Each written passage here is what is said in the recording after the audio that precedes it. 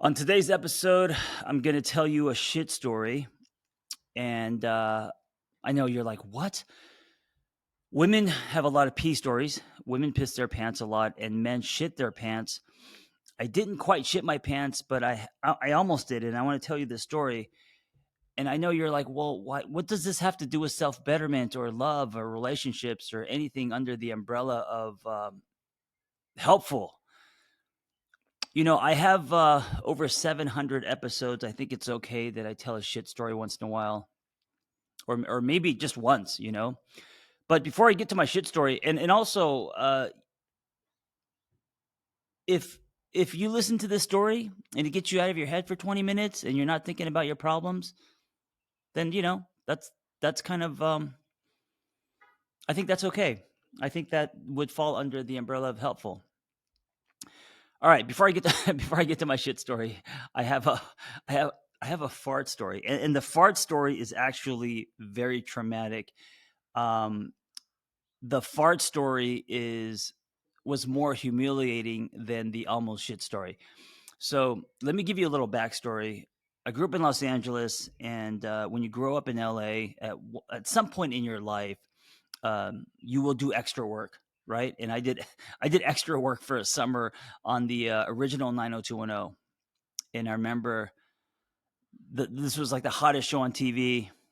I think I just graduated high school, and I remember it was the show to be on as an extra because the show was very successful. They had a big budget, so they were feeding their extras like steak and lobster or what everyone else was eating. And you just sat on the beach and played volleyball all day and got paid for it.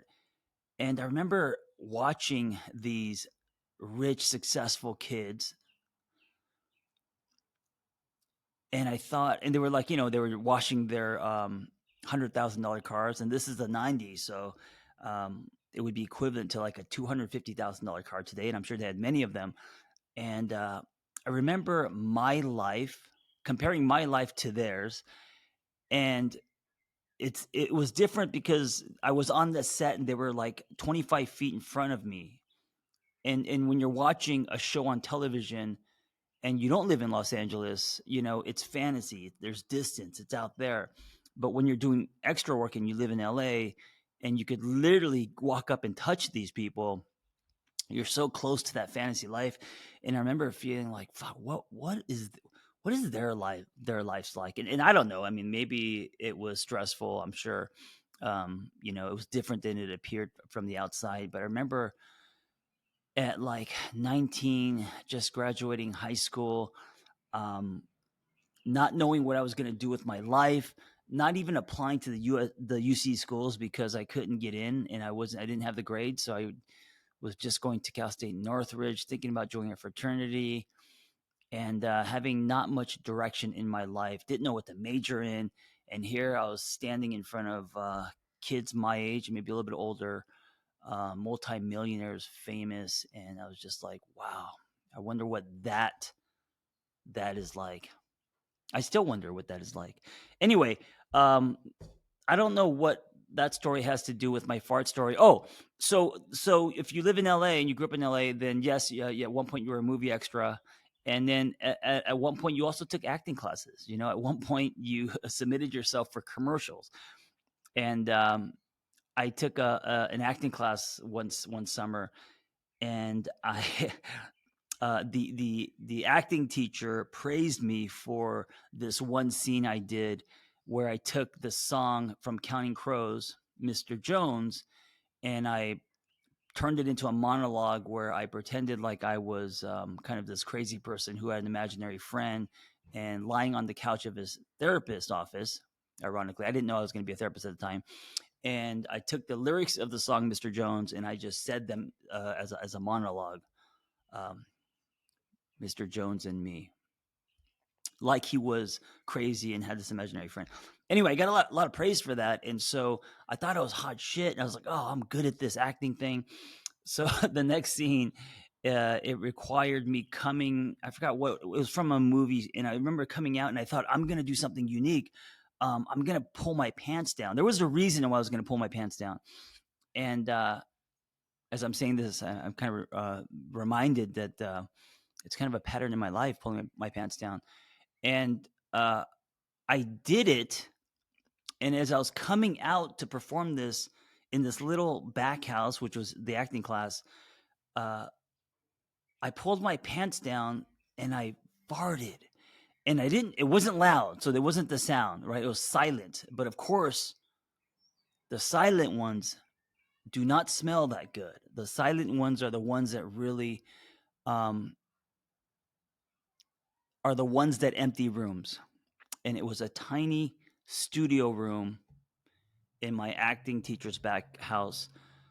Pulled my pants down to do this. I don't know why I did that. And I came out to do this scene and I farted. No one heard it, but people in the front row, I'm sure, smelled it. But they did something really polite. They I could tell they smelled it, but they didn't make any faces because they didn't want to hurt my feelings. And as I was doing the scene, I was like horrified. And I mean, what do you do? Do you you know you're in the scene now? Do you like stop and announce it? I mean, I didn't know what to do. I just went with it, and it's like everyone knew that I knew that they knew. You know what I'm saying?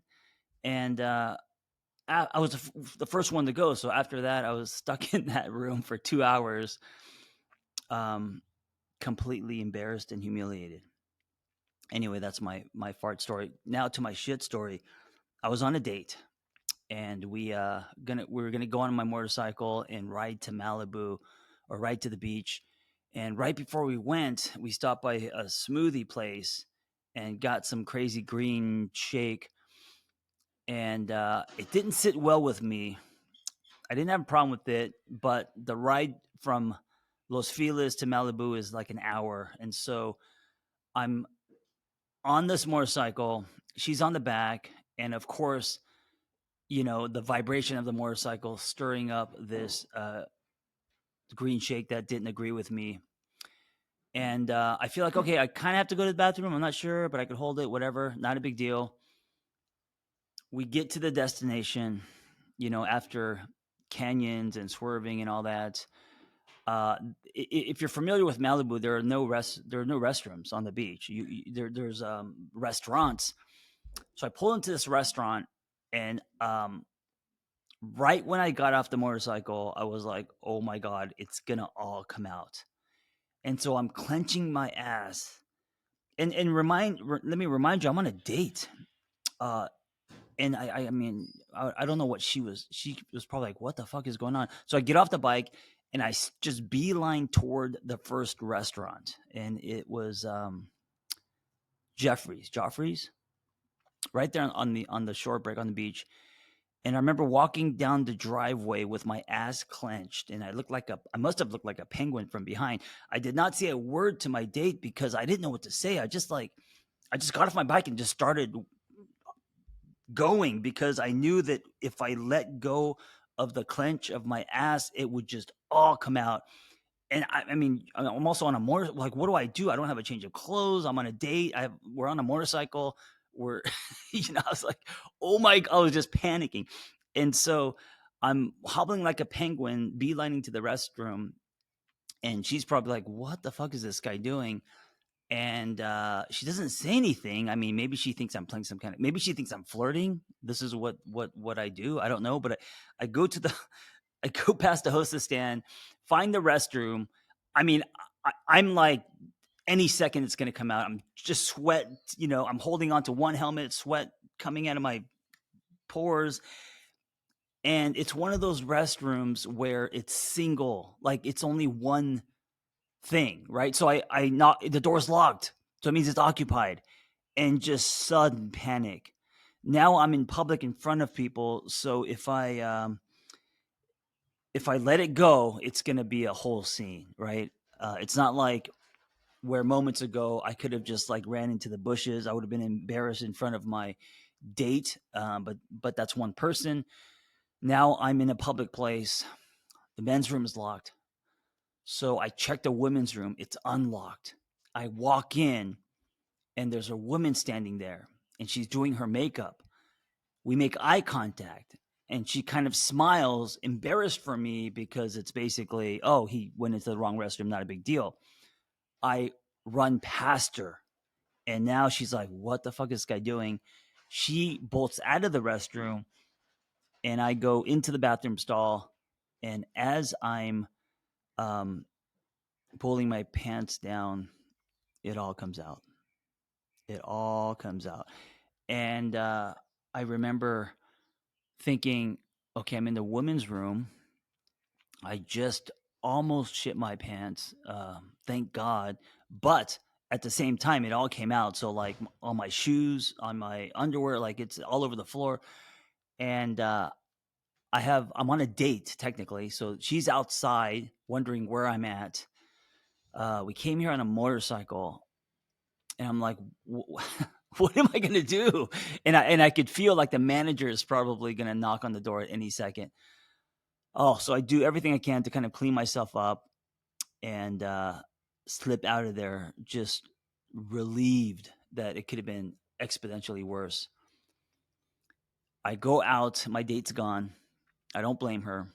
I'm looking around for her, and I finally find her, and she's like, I think she said, where did you go? Um, but we had this knowing. She said, where did you go? And I was like, oh, I just, went to the restroom. And I think when I said restroom, she kind of played everything back like the end of the Sixth Sense. And she was like, oh, shit. Okay, he had a shit. And so it was one of those things we didn't talk about. It was weird for 3 seconds. We got back on the bike. I felt lighter. I don't remember the rest of the date. There was no more dates after that. I could tell you, but that was my almost shit story.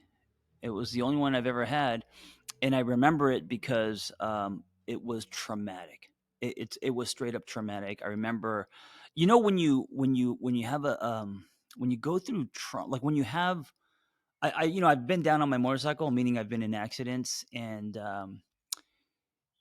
everything goes into slow motion. And I've luckily have not never been hurt, but I've hit cars on my motorcycle, and that split second turns into 10 seconds. Everything goes into slow motion. Dax Shepard has a theory on this, which I think was really smart. I don't remember it, but why everything goes into slow motion. I think obviously everything is hyper mode, um, and I think you're taking in information at such a speed that it almost like it feels like it's slow motion, but it's more of you taking everything in. I mean, it's your body, in fight or flight, in protection mode, and me almost shitting my pants. I was in that state. It everything was in slow motion, and I remember even like walking past the hostess stand, the amount of information that all my senses absorbed in real time was like it was like the cinematic mode on your iPhone, going from video to cinematic mode. Everything was rich. I could sense um, the expression on people's faces. I could sense uh, the energy in the room. I could sense everything. And I remember while I almost shit my pants, I was thinking to myself, because being in that state of trauma and panic, but at the same time being aware of time slowing down and you taking in just exponentially more than you normally do because you're in fight or flight and you're in panic. Um, I remember thinking, why isn't every day like this? And I thought, like, man, if we could be, if we could access this state, unfortunately, you could access it by being in panic and going through something traumatic, but or running into cars on your motorcycle. But if you could access this state, everything would really be in color. And because I remember how mindful I was without actually trying to be mindful, and what I noticed, and how I mean, I wasn't thinking about taxes. I was completely present in this state of trauma. I also remember, and I think this is why when we play things back, like from high school and stuff, um, things that had, like, the time you got into a fight, or for me, the time that someone stole my skateboard, things like that. There's a time when I was at bat. I think I was in ninth grade, and the pitcher, he was calling me. He was saying "chinky chinky," and I remember like everything went into slow motion. I remember that day like yesterday, right? And so a lot of times when we're playing things back from the past, they're so vivid, and we remember them because that imprint is so deep. And I think part of that is because it was traumatic that we are absorbing everything um, richly as time slows down. I also remember, and I think I mentioned this on my podcast once. Um, do you remember the? I mean, you remember your first sexual experience, but I remember the first time that I got head, and it was in. I was a little bit. It was a late bloomer, so I was I think 17 because I lost my virginity at 18. Um, I I I would have lost it sooner, a couple years sooner, but she was on the back of my scooter, and I really wanted to really wanted to lose my virginity to this girl because I had such a crush on her. She was a girl that went to private school that everyone was attracted to. She was on the back of my scooter, and she told me she wanted to have sex with me that night, and I was like, "Oh my god, this is gonna happen!" And we were on my little Honda scooter. We had nowhere to do it.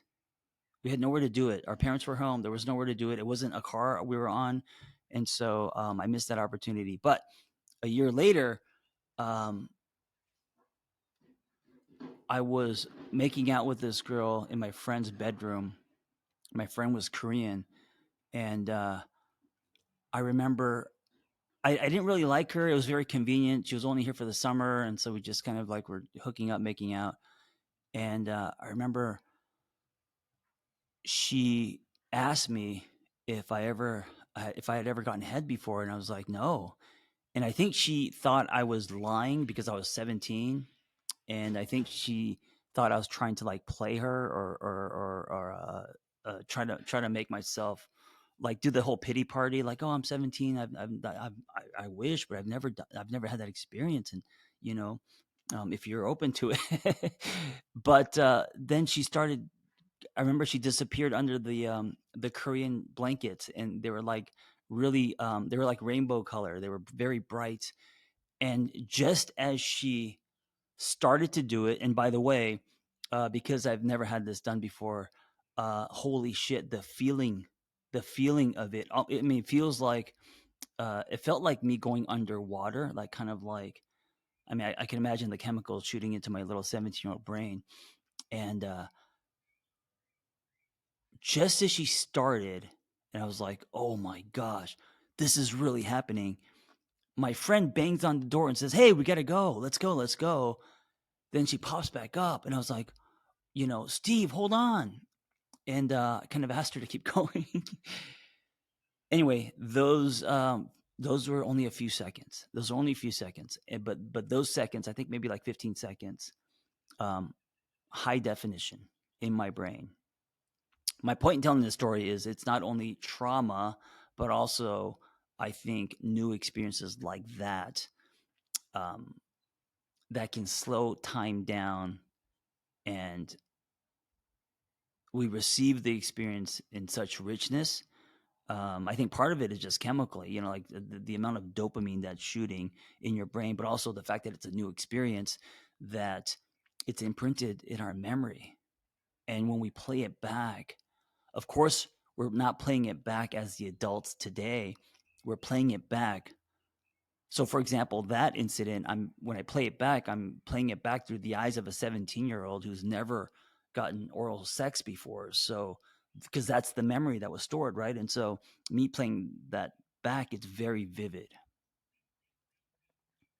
Anyway, I'm gonna end with bringing it back to breakups because I'm working on my sixth book is about breakups and me helping people through breakups, expressing my story and client stories, sharing. Not why did I say expressing? Because I say express yourself a lot in therapy rooms. Uh, I'm gonna bring it back to breakups. So I think a lot of times our expired relationships, our breakups,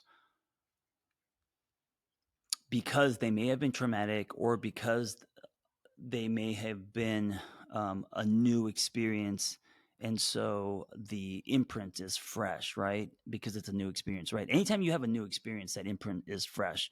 And so, because of that, I think that whether we're playing back the highlight reel or the shit that went wrong, just a relationship itself and the breakup, um, we're playing back something through old lenses, and there's going to be a richness there that is going to bring up a lot of feelings that may not be true to what it really was. Does that make sense?